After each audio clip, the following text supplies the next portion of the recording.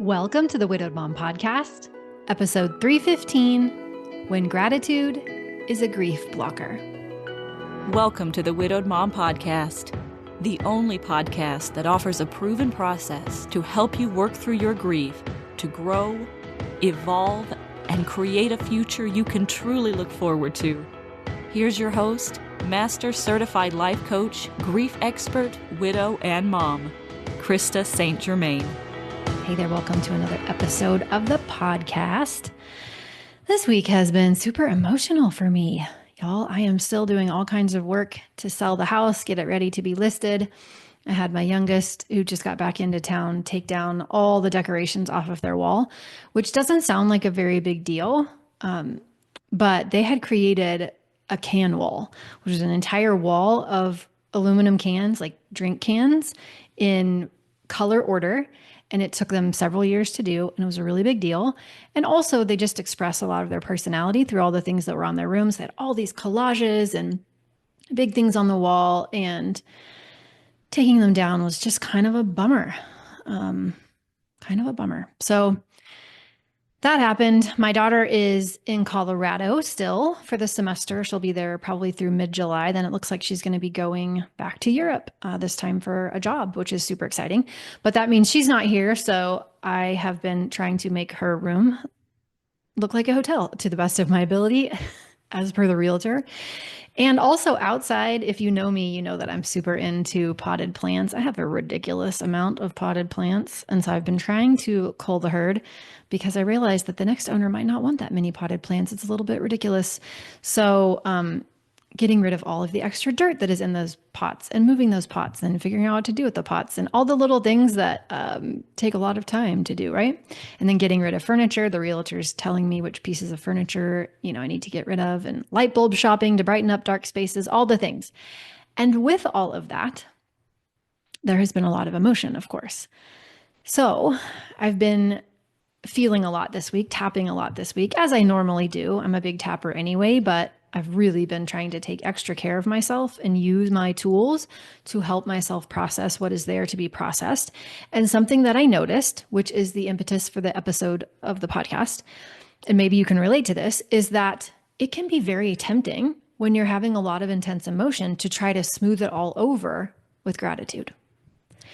And so for me, that would show up like, I should just be grateful that I had this house. I should just be grateful that I'm able to choose a new chapter. I should just be grateful that I live in a body that allows me to do all of this stuff myself, right? Other people have it worse. I should be thankful. And I also remember I did this when Hugo died too. And it was kind of like, at least my daughter wasn't there. At least she wasn't hurt. She could have been hurt. I'm so grateful that no one else was hurt, right? I'm so grateful that we have the best medical team. I'm so grateful that I got to meet him. At least I had a short amount of time with him. And so it's thoughts like that that are why I want to talk about this issue, because gratitude is super powerful. I'm not anti-gratitude at all. In fact, I'm very pro-gratitude. But if we aren't careful, we can use gratitude as a grief blocker. We can use it as a way to bypass emotions that are asking to be felt. So that's what I want to talk about today. Okay, so let's get into it. Again, not dissing on gratitude. I am a gratitude fan. Gratitude in its healthiest form is helpful. It's expansive. It feels good. It helps us anchor into the present. It helps us notice what is good around us, which then trains our brain to look for more good. So again, love gratitude when we're doing it in a way that helps us, that moves us toward what we want. But sometimes what we do, and this happens especially with widows who are high functioning, who are deeply introspective, is that we can weaponize gratitude against ourselves. And we hear it from other people, right? It sounds like, at least you had a good marriage, at least you're young, at least you have your health, at least you weren't, you got time with them, or you weren't completely blindsided, right? All of these at least statements, we hear them. And so we hear them from others, but then also we tell them to ourselves sometimes. And we start thinking like thoughts that are little weapons. Like, shouldn't I be doing better by now? Shouldn't I be grateful for what I have? Shouldn't I be not so focused on what I've lost? It literally hurts my heart to even say some of these things out loud because as I say it, it feels so mean. But yet I know that these are the kinds of things that are tempting to believe. And these are the kinds of ways that we can use gratitude in a way that moves us away from what we want instead of toward. So you can be deeply grateful and still, along with that gratitude, feel angry and sad or lonely, right? Or want what it is that you used to have that you don't have right now. All of that can coexist. And if you have ever told yourself, I shouldn't feel this way because I have so much to be grateful for, that's not true gratitude. That's not helpful gratitude. That's emotional perfectionism. I'm not sure where I heard that term, by the way, but I like it. Emotional perfectionism. That's what it feels like to me. It's trying to fix or hide something that we're actually feeling instead of just figuring out how to feel it and make space for it. So when you're genuinely grateful, you're feeling connected to yourself, not disconnected from yourself. You're feeling connected to yourself. If it feels like pressure, if it feels like something that you're forcing, then it might be a clue that there's something else that is there that is asking to be felt that you aren't giving any attention to. So I want to give you 3 signs, and then you can just decide for yourself that gratitude might not be helping you in the moment. It's a sign that you might be using gratitude as a weapon against yourself. Number 1, you're using it to shut down, escape, or avoid your pain. If you find yourself thinking, I shouldn't feel this way, right? You're trying to bury what you feel by like layering gratitude on top, then that might not be so helpful for you. And I don't have anything against escaping, avoiding. That's okay, right? That's okay as long as we notice what that is creating for us and we zoom out far enough that we can tell what the net overall impact of that escapism or avoiding is, right? We don't need to feel all of it all the time. We can take breaks. So I'm not saying don't take breaks. But what I'm saying is if you're using gratitude in such a way that you don't ever get to feel the other things that are already in your body that need to be felt, that need to move, that need to be processed, not so helpful. Number 2, if it feels like a should and not a relief. Genuine gratitude feels soft. It's a softening, it's an opening, it's easeful. If, on the other hand, it feels tight, right, or you feel obligated or pressured, notice that. Notice that tightness. Notice whether that's moving you toward what you want or away from it. I'm going to say it's probably moving you away from it. Number 3, you feel more in your head than connected to your body. I believe that a healthy gratitude practice feels warm.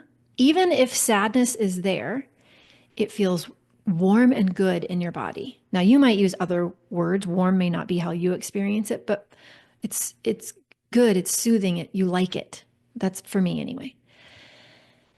And that can exist right alongside sadness, right? So if you're thinking grateful thoughts with your mind, but you're not feeling connected to your body, you're thinking gratitude, but you're not feeling gratitude, then that type of gratitude, that gratitude thinking, might actually not be helping you right now. So you're using it to shut down, escape, or avoid your pain. It feels like a should, not a relief, or you feel more in your head than connected to your body. These are some signs that you might be using gratitude against yourself. And that doesn't mean you have to stop being grateful. It just means you need to give yourself permission to feel everything else along with the gratitude that you're feeling. It's that we don't choose gratitude over or in lieu of another emotion that is there asking for our attention. So what do we do instead? Practice the both and. I know you've heard me talk about this a million times, the and, right? And is one of the most powerful words in grief, but practice the both and. You let gratitude and all the other emotions that you are noticing coexist because you don't have to choose.